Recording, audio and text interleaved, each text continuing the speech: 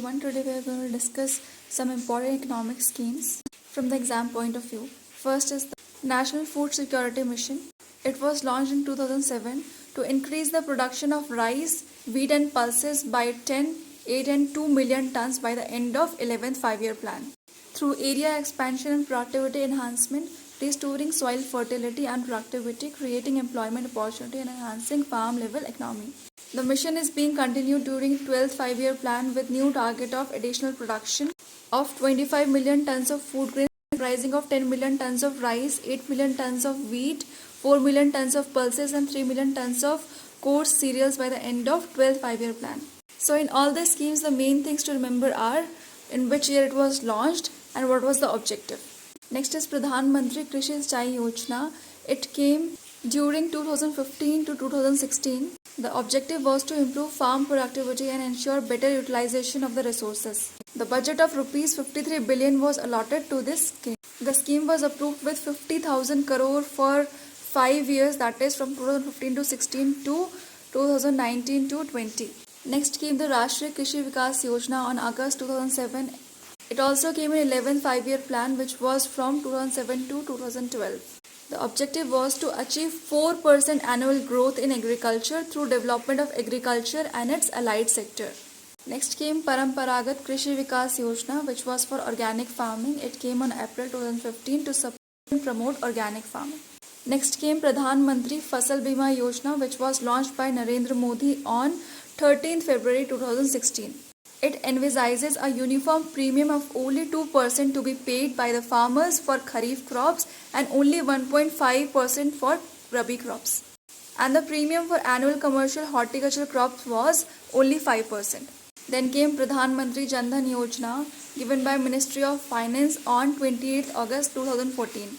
It was a national mission for financial inclusion of all the households to ensure access to financial sector, namely banking, savings and deposit accounts, remittance, credit, insurance, pension in an affordable manner. Then came Pradhan Mantri Sukanya Samriddhi Yojana on 22nd Jan 2015, given by Ministry of Women's and Child Development. It was launched as a part of Beti Bachao Beti Padhao campaign. This scheme encourages parents to build a fund for the future education and marriage expenses for their female child.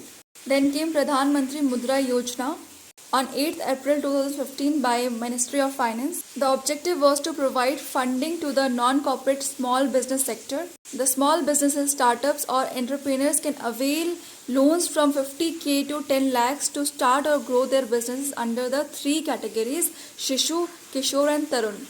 Under Shishu category, loans were granted up to rupees.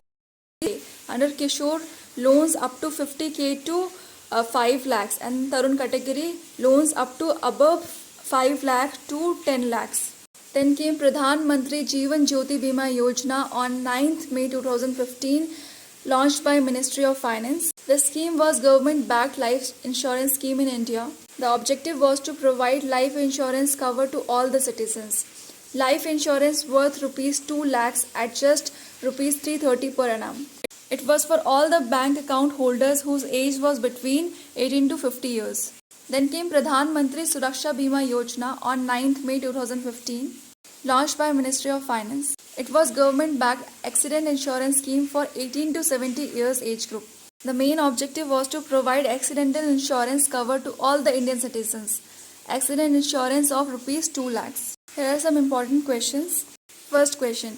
JAM Trinity means Jan Dhan Yojana, Aadhaar, mobile numbers. J for Jan Dhan Yojana, A for Aadhaar, M for mobile. Numbers. Question 2. Which of the following new financing agency provides finance to micro and small businesses? Mudra is the right answer. Mudra stands for Micro Units Development and Refinance Agency. Thank you so much.